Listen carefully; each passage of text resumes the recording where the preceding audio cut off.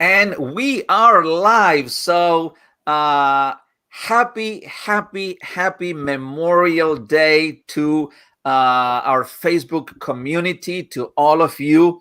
Alejandro Tornato coming directly from Beaufort, sunny Beaufort, Georgia. And as you can see on that moving a ticker at the bottom, it's a happy Memorial Day today. And it's another session and another episode of Alejandro and Bob Unplugged. And I have there my dear friend and colleague, Bob DiGiacomo. And I would like to introduce him to all of you. So happy Memorial Day to you, Mr. Bob. How are you doing? And a wonderful Memorial Day to you, but more importantly, and most importantly, a happy Memorial Day to all those that we remember who paid the ultimate price. That's exactly right. As we know that it's great to be out there barbecuing hot dogs and hamburgers and being out swimming and whatever else one does to do that, but it's so important to teach the generations that follow us the history of the history. In fact, that's why I've been remembering a whole lot of things today. When you're saying you're being with that emphasis that you've been remembering, I know. I mean, when I think of you, I think of someone who is very much of an intentional person. You don't have intentions, but you live your life intentionally. So when you said that you remembered things, is that you force yourself to remember things that you wanted to remember, or those thoughts of the past? I mean, just because of today's Memorial Day, they just came flooding into your conscious. Well, that would be partially true, because the actual fact, it's always amazing when the synapses fire, because you could be doing something else and suddenly you remember back to when you were small. You remember back a week ago. You remember back 5 years ago that something occurred. As an example, some of my former classmates have been busy publishing on Facebook some of the elementary school pictures going back, way back. And then another one of my former classmates from my hometown actually put up a posting about a link that would take us to a virtual parade in the hometown. Oh. And so I started, my synapses started firing, and I started reminiscing about how I used to march in so many Memorial Day parades back when I was in the Scouts. I remember back to things that happened. As in fact, right now my synapses are firing, and I'm thinking of things that took place in my elementary school days that were good and maybe not so good. And one thing that just fired off in my mind was how I used to, because you could, back in those days, walk to school at a very young age, and nobody had to worry whether you were going to get kidnapped or run over. You just did it. And every day I walked back and forth to school. And I don't know about you, where you were growing up, but when it snowed, I used to have to walk to school. It was uphill both ways, uphill. I remember, of course. I mean, I did not grow up during my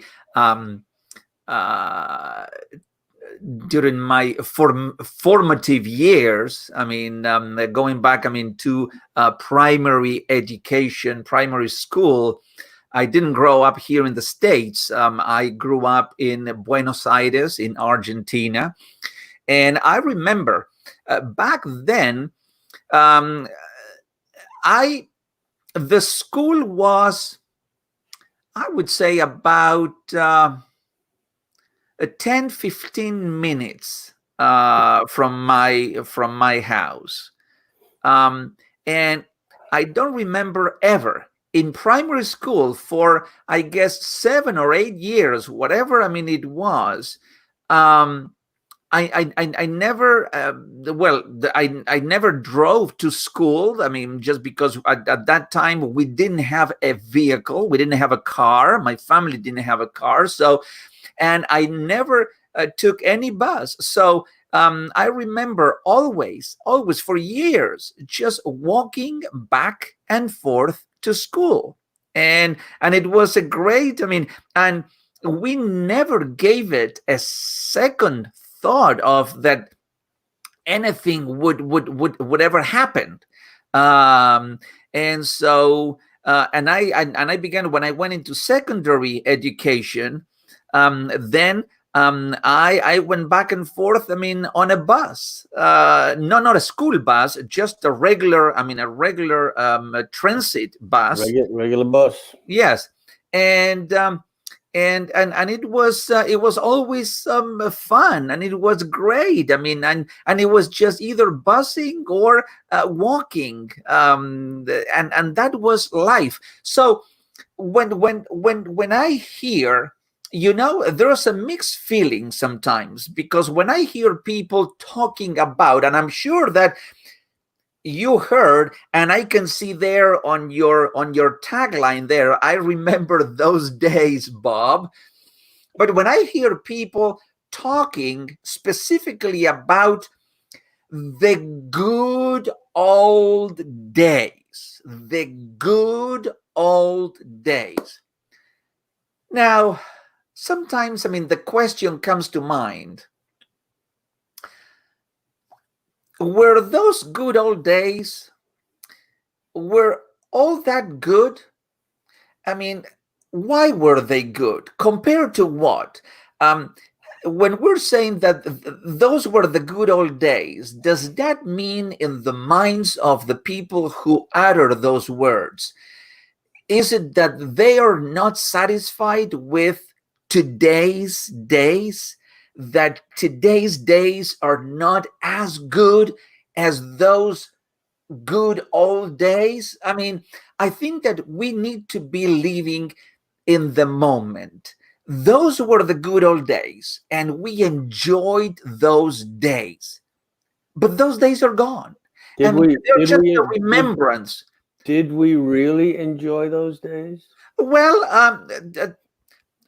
when I look back on it, and when I begin to remember the things that I did in those days, and the friends that I had, and the things that I did in school, and I truly, I love those days. Now, would I want those days to come back and to relive those days? Well, perhaps not, because those were just a phase in my own life journey, and now is a different one. And so I have to enjoy today as much as I did back then. What about you, Bob? So clearly you don't know how many songs have been popping in my head. Those were the days, my friend, we thought they'd never end. We'd sing and dance forever in a day. We'd live a life we choose. We'd fight and never lose. Those were the days. Oh, yes, those were the days. And the whole point is that good, bad, or indifferent, as Dickens said, it was the best of times. It was the worst of times, but it was the times. And life was so much simpler then, because as a child growing up, yeah, our responsibilities were a lot lighter. But I want to touch on a point as I was reminiscing, because we used to have a phone in the house. Now, again, when I first came here to this island, the phone in the house was connected to a party line, which was revelation. It wasn't this phone, was it? No, it wasn't that phone. It was something that was on the wall, or it was on the table, and it was kind of shaped like this, and it had a thing you picked up with a cord attached. And it weighed, don't forget to mention the fact that you had to be very athletic to use that phone, because it weighed almost half a ton. Oh, yes. Did it not? Well, except if it was up on the wall, and then whether or not your parents mounted it up high so you couldn't get to it right away, but you figured out ways to get to the phone. But it had this thing that you put your finger in. There were holes. It was called the dial. And in each of these holes, there were numbers. And then it started at A, B, C, D, E, F, G, H, I, etc. And the reason they had letters in there with the numbers is because there used to be things called exchanges. And so my personal exchange in my house was what was called Wells. There was another one up the street called Walnut. And each area that you went into had a different exchange, but you didn't dial WALNUT or WELLS. You took the first two letters. So Wells was WE. So when they asked you what your phone number was, it was, well, Wells 13080. I memorized. I was very good at memorizing numbers. And then eventually the exchange letters disappeared and you just used numbers. And then things modernized a bit, and the dial just showed that you had a little extra money. The dial was replaced by, and the touch tone phone appeared, because see, when you were dialing that,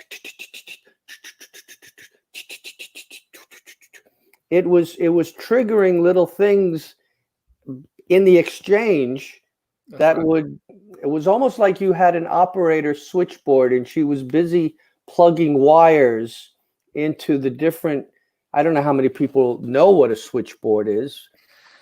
Well, I tell you one thing. It was, now that you're talking about that, I mean, I remember, going to my father used to work in Buenos Aires, in downtown, and he worked for many years. I think that was the only job that he ever had. And he was there, from the time that he was like a teenager until the time that he retired. At maybe, there's going to be some noise here in a second, but keep going. Yes, 60, like 60 plus. And he worked for this company, an insurance company. And I remember in the very old days that the person who was in charge, the person, on the switchboard, it was fascinating, because it was like, it looked like an airplane cockpit panel, with a lot of things to plug in and unplugged, and lights and blinking lights and everything. And I always got so fascinated. But that's how they would route calls, to the different offices, and they knew where to plug or where to unplug, and so forth. And then we went from that to today, where we don't have all that, but something remained, and is the unplugged revolution with the two of us. That remained, and that is here, and that will stay. And that's so important to go into things like that, because it eventually led to this thing. And when you say to some of the younger generation, well, dial up on the phone, it's like, huh? What? What do you thought? Phone? What's that? No. Yes, they just don't have. Um, they don't have the concept. And I remember. I tell you one thing, Bob. I mean, I remember something. It really struck me because this was prior to coronavirus, and when we could go, I mean, to Starbucks and then sit down on a table, then work in Starbucks, and then engage people in conversation. And so one day there was this, I think that it must have been like a teenager, I mean, sitting either next to me or across on the table from me. And I saw that he was studying, and he was studying math. And then I ask him and says, "Hey, listen, just a quick question. Do you use log tables in school right now?" And so he gave me a look, and I also said, "And do you know what a slide rule is?" And he just looked at me as if I was a creature from Venus or Mars or somewhere out in the galaxies, in the very far away galaxies, because he just could not. It didn't resonate with that. Log tables, a logarithmic table. I mean, that you can add and subtract and take the anti-log of the number. And a slide rule where you could do operations, but he just, I mean, he didn't know what I was talking about. And so I had to explain to him, but those things were absolutely foreign to him. Well, you've given me a sign, maybe perhaps even a cosign, but we're not going to go off on a tangent, okay? That's exactly right. But you know, again, as you're speaking, you're reminding me of things that I remember from back in those days. One of them was that I grew up in the 50s and the 60s. That was the era of the sci-fi movies, the black and white sci-fi movies. Usually they the Japanese.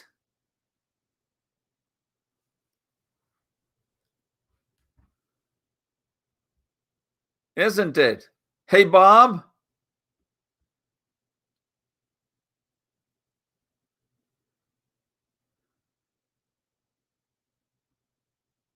Hello, Bob. I mean, Bob, I think that the connection just, I don't know what happened.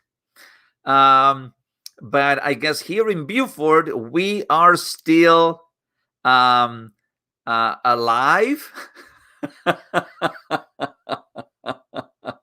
And let's see. I mean, if Bob can rejoin the stream. You see, we have to be prepared for these kinds of things when we're dealing with technology, when we are and these are things that go beyond our control. I mean, there's nothing that we can do, especially well. I mean, you know that Bob right now, I mean, he's coming live, I mean, from Bermuda. So the connections, and you don't know, I mean, where those connections are being impacted. But that's what happens. I mean, when we are dealing with the internet and different streaming platforms, and just let's wait a little bit until to see, I mean, if Bob can rejoin the live stream. And but in the meantime, how are you celebrating your Memorial Day? This year is not like any other year. I mean, perhaps in years past, You celebrated Memorial Day by going and having a great barbecue with friends outside, and everybody was enjoying themselves. I mean, is that the same this year, or is it different? I mean, you can go and barbecue outside, and perhaps keeping with the social distancing guidelines. You don't have to be all together. I mean, you can just go and maintain that social distance and still enjoy one another's companies and have a great time and eat and drink and be merry. And but how are you? How are you really celebrating this Memorial Day? How, when it comes about, and I think that Bob mentioned that, let me before I continue, let me see if Bob is no, is not in there. Let me come back here and see. Now Bob is not there, so I don't know. Let me check my phone to see if something happened. Let me see. I mean, if I can call him or. Well, I don't know what happened to him. I mean, whether his computer went dead or it was the connection. I really don't know. But let me let me just do this. Let me end this broadcast, and I truly apologize because we never had this severe kind of technical glitch. But it doesn't mean that we will never have such a glitch. I mean, today is a vivid example of that.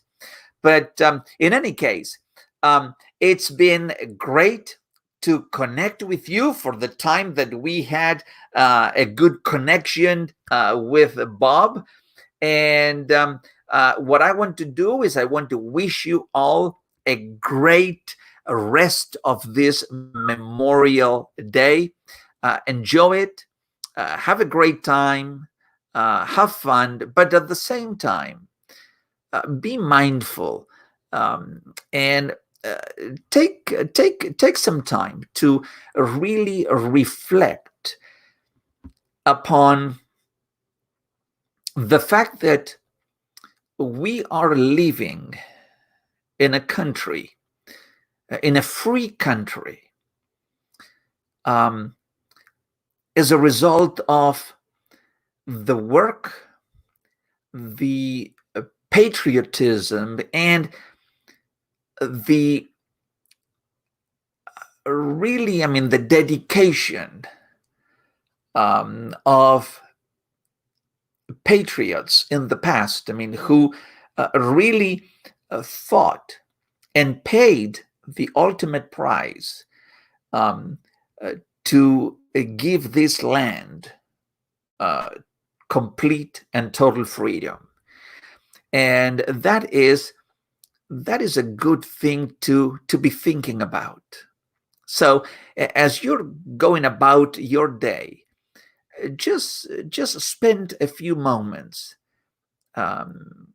contemplating that fact, and it's going to be an enriching thought to see that we can enjoy freedom now, because in the past people gave themselves and gave their lives to achieve that freedom. So thank you so very much. Have a great Memorial Day. And up until the next time, it's being another episode of Alejandro and Bob Unplugged. And as I always end by reminding you to live every moment, to be resilient, and also to be passionate, to be kind, be intentional, and be well. Bye-bye.